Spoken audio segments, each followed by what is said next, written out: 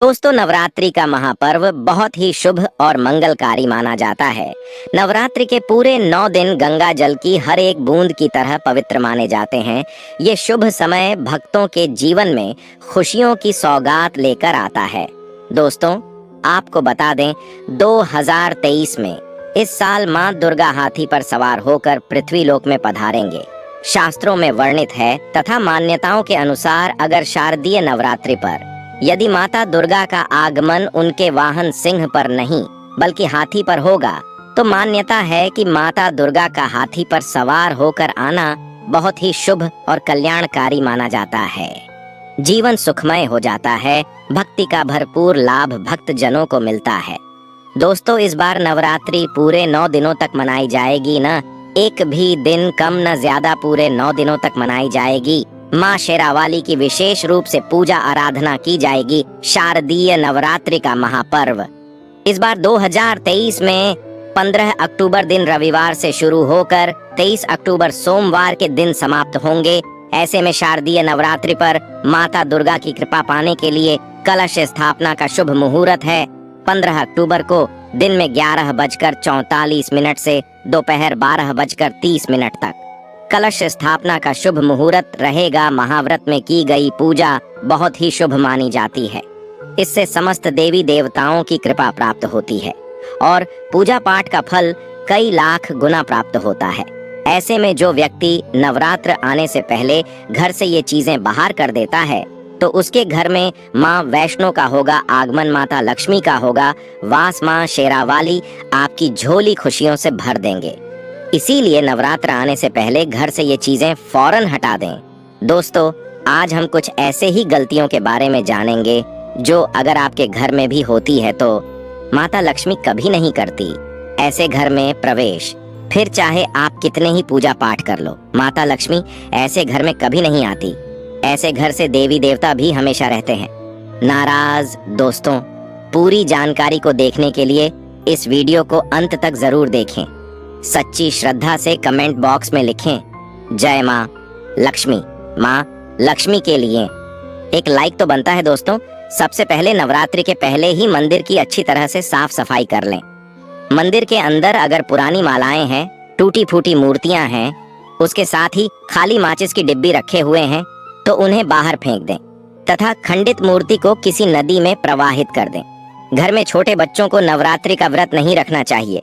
इससे उनकी जान को खतरा हो सकता है क्योंकि इस व्रत में शरीर को अधिक शक्ति की जरूरत होती है। माता शेरावाली की तस्वीर अगर कांच के फ्रेम की है और वह हल्की सी भी अगर टूटी हुई हो तो ऐसी कांच को बदलवा लें या ऐसी तस्वीर को जल में विसर्जित कर दें। टूटी मूर्ति की पूजा करने से, टूटी तस्वीर की पूजा करने से आपकी श्रद्धा, भक्ति व्रत आदि सब टूट जाता है, आपका व्रत खंडित हो जाता है। दोस्तों, नवरात्रि के 9 दिन बहुत ही पवित्र होते हैं। नवरात्रि के 9 दिनों घर को साफ सुथरा और पवित्र रखना अति आवश्यक है। इसीलिए नवरात्रि के 9 दिनों में ब्रह्मचर्य का पालन किया जाता है और तामसिक भोजन ग्रहण नहीं किया जाता। नवरात्रि के 9 दिनों में माता रानी के भक्तों को प्याज, लहसुन, मांस, मदिरा और अंडे से दूर रहना चाहिए। अधिकतर भक्त नियम का पालन भी करते हैं, लेकिन वह एक गलती कर बैठते हैं।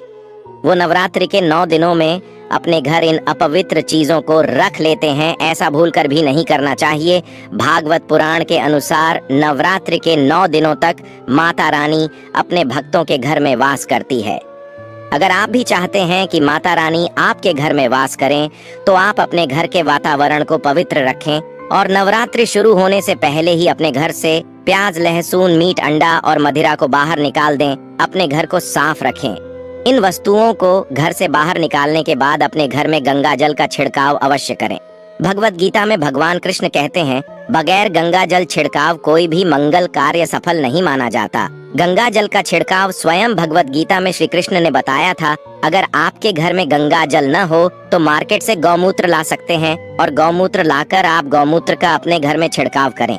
बस थोड़ा सा पानी में डाल लें, इससे आपके घर का वातावरण पवित्र हो जाएगा।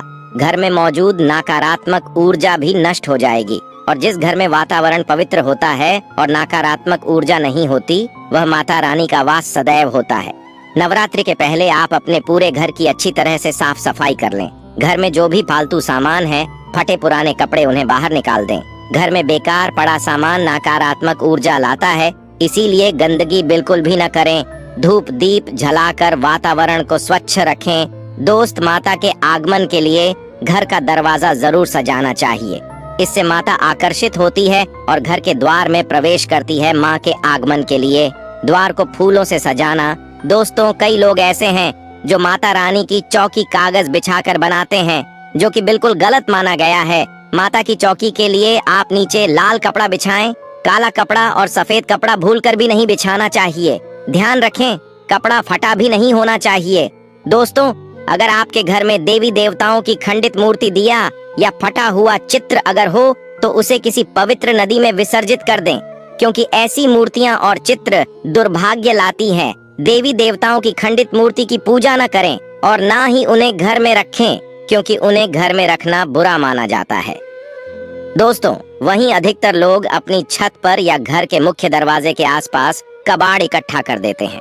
ऐसा करना अशुभ माना जाता है। अगर आपने भी अपने घर में घर के मुख्य दरवाजे पर या छत पर या फिर खासकर घर की उत्तर दिशा में कबाड़ इकट्ठा कर दिया है, तो नवरात्रि शुरू होने से पहले उस कबाड़ को घर से अवश्य ही निकाल दें। दोस्तों, यदि आपके घर कोई भी बंद घड़ी है, तो नवरात्रि शुरू होने से पहले उसे अपने घर से हटा दें और नई घड़ी ले आए या उसकी मरम्मत करवा लें।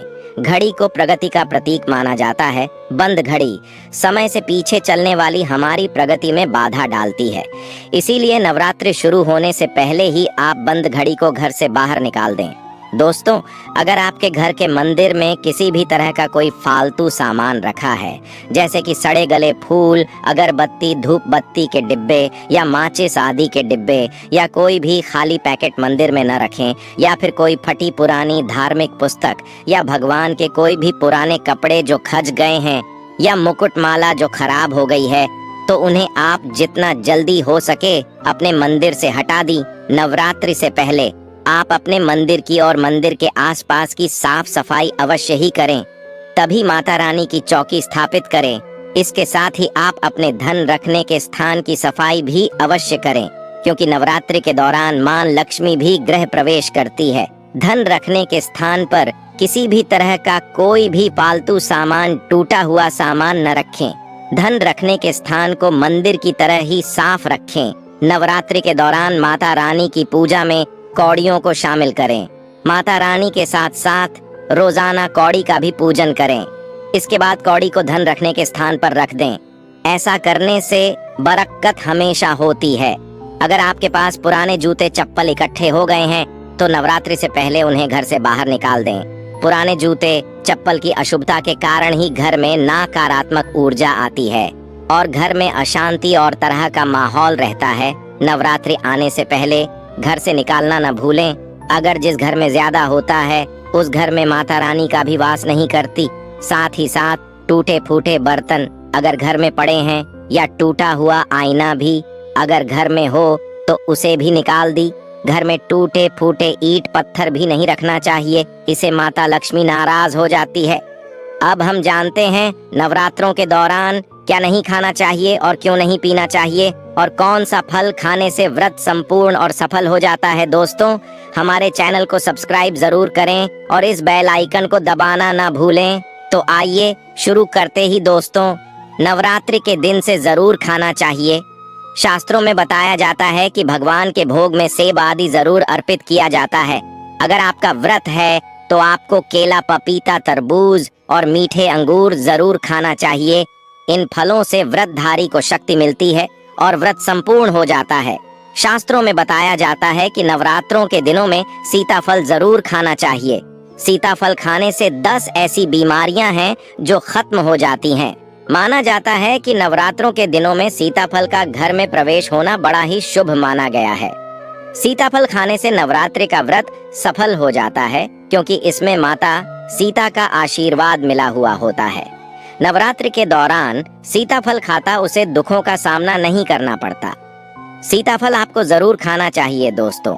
नवरात्रि के 9 दिन शक्तिमान दुर्गा को समर्पित होते हैं। नवरात्रि के 9 दिन माता रानी के 9 अलग अलग स्वरूपों का पूजन किया जाता है। नवरात्रि के 9 दिनों में माता रानी को अलग अलग स्वरूप के हिसाब से अलग अलग भोग अर्पित किए जाते हैं।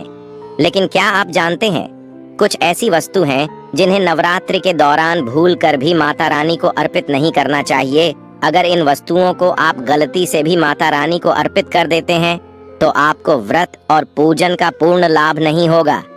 इसीलिए माता रानी की कृपा प्राप्त करने के लिए आपको यह जानना अति आवश्यक है कि वह कौन सी ऐसी वस्तु है जो माता रानी के पूजन में भूल कर भी इस्तेमाल नहीं करना चाहिए। तो आइए माँ का जयकारा लगाते हुए वीडियो को शुरू करते हैं दोस्तों। नंबर 1, नवरात्रि के दौरान शादीशुदा महिलाओं को सफेद कपड़े पहनकर पूजा पाठ नहीं करना चाहिए। साथ ही साथ काले कपड़े भी नहीं पहनना चाहिए, इससे पूजा व्रत आदि खंडित हो जाती है। माता की चौकी जब आप लगाएं तो उसके नीचे कागज नहीं लगाना चाहिए। माता की चौकी हमेशा लाल कपड़ा बिछाकर ही बनाना चाहिए। हमेशा याद रहे, नवरात्रों के इन 9 दिनों तक व्रतधारी को अपना आसन चौकी के आगे ही लगाना चाहिए और मंदिर को नवरात्रों के दौरान अकेला नहीं छोड़ा जाता। बहुत ही अशुभ माना जाता है। इससे दुर्गा माता नाराज हो जाती है और हमेशा के लिए चली जाती है। दोस्तों, नंबर 2, नारियल। हिंदू धर्म में नारियल को समृद्धि, धन, श्रद्धा और सम्मान का सूचक माना जाता है। नारियल को श्रीफल भी कहा जाता है। नारियल को सुख समृद्धि में वृद्धि करने वाला माना जाता है। नारियल का हर मांगलिक कार्य में विशेष महत्व होता है। जैसे कि आप सभी जानते हैं कि माता रानी के कई मंदिरों में नारियल से बलि भी दी जाती है और माता रानी के पूजन में नारियल का इस्तेमाल हम सभी करते हैं। खासकर कलश की स्थापना नारियल रखकर ही की जाती है। माता रानी के पूजन में हम नारियल इस्तेमाल करते समय कुछ गलतियां कर बैठते हैं दोस्तों। नारियल कई प्रकार के होते हैं, एक हरा, दूसरा सूखा, जिसके अंदर पानी होता है। जिस नारियल के अंदर पानी होता है, माता रानी के पूजन में सदैव पानी वाला और जटा वाला नारियल ही इस्तेमाल करें। नारियल का पूर्ण होना चाहिए। नारियल चटका हुआ या टूटा हुआ नहीं होना चाहिए, क्योंकि साबुत नारियल ही पूर्ण और पवित्रता का प्रतीक होता है। साबुत नारियल ही सुख समृद्धि का प्रतीक होता है। साबुत नारियल को ही श्रीफल यानी कि माँ लक्ष्मी का फल कहा जाता है। नवरात्रि में माता रानी के कलश की स्थापना करते समय जटा वाला यानी पानी वाला नारियल ही कलश पर स्थापित करना चाहिए। साथ ही यह ध्यान रखना चाहिए कि नारियल को सदैव कलश के ऊपर लेटा कर रखना चाहिए। घट स्थापना करते समय कभी भी नारियल को खड़ा करके नहीं रखा जाता। नारियल को सदैव लेटा कर कलश के ऊपर रखा जाता है। साथ ही नारियल को स्थापित करने से पहले आप नारियल को लाल कपड़े में लपेटकर उस पर लाल चुनरी ओढ़ाकर आप नारियल को कलश के ऊपर स्थापित करें। शास्त्रों के अनुसार कलश के ऊपर जब सही तरीके से नारियल रखा जाता है और सही प्रकार का नारियल रखा जाता है, तब यह व्रत और भोजन का पूर्ण फल प्राप्त होता है। यह भी ध्यान रहे कि महिलाएं माता रानी को नारियल अर्पित कर सकती है, लेकिन कभी भी माता रानी के सामने नारियल को भूलकर भी नहीं वदेरना, क्योंकि नारियल बीज रूप होता है और स्त्रियां बीज रूप से ही शिशु को जन्म देती हैं। इसीलिए कभी भी महिलाओं को नारियल नहीं तोड़ना चाहिए। नवरात्रि में माता रानी का व्रत और पूजन किया जाता है, लेकिन नवरात्रि के दौरान सबसे ज्यादा महत्व होता है कन्या पूजन का। दोस्तों, माना जाता है व्रत और उपासना से माता रानी इतना पसंद नहीं होती है जितना कि कन्या पूजन से होती है। नवरात्रि में छोटी छोटी कन्याओं को माता रानी का स्वरूप माना जाता है। कन्याओं को भोग लगाया जाता है, उन्हें प्रसन्न किया जाता है और बदले में आशीर्वाद मांगा जाता है। कन्याओं को प्रसन्न करने के लिए गिफ्ट आदि उपहार वगैरह दिए जाते हैं। माना जाता है अगर कन्याओं को कोई भेंट दी जाए और उसे खुशी खुशी स्वीकार कर ली तो इसका मतलब है माता रानी अर्थात माता वैष्णो ने भेंट स्वीकार कर ली। जिन पर कन्याएं प्रसन्न होती हैं तो समझो उन्हें माता रानी का आशीर्वाद मिल गया और माता रानी की कृपा से उन्हें मुंह मांगा वरदान प्राप्त होता है। नवरात्रि में 2 साल से लेकर 10 साल तक की कन्या का पूजन होना चाहिए। अष्टमी अथवा नवमी को कन्याओं के पैर धोकर भोजन कराना, उपहार आदि देना श्रेष्ठ माना जाता है। आपके घर में संपन्नता बनी रहे तथा धन की कोई भी कमी न हो, कन्याओं को कोई सुंदर गिफ्ट दे सकते हैं। शास्त्रों में बताया जाता है कि कन्या जितना खुश होती है, माता रानी उतना ही जल्द फल की प्राप्ति प्रदान करती है। ऐसे में आप कन्याओं को चॉकलेट बॉक्स दे सकते हैं तथा खूबसूरत कपड़े दे सकते हैं। याद रहे, काले कपड़े न दें और स्टील के बर्तन भी गिफ्ट के तौर पर दे सकते हैं। याद रहे कि कन्याओं को लोहे का कोई भी सामान नहीं देना चाहिए। दोस्तों, जब कन्या अपने घर के लिए प्रस्थान करें तो उनके चरण जरूर छू लें और अपने मन में अपनी प्रार्थना को पूरा करें।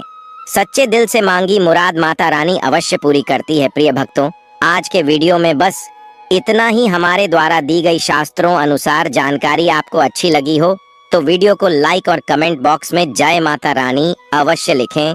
धन्यवाद।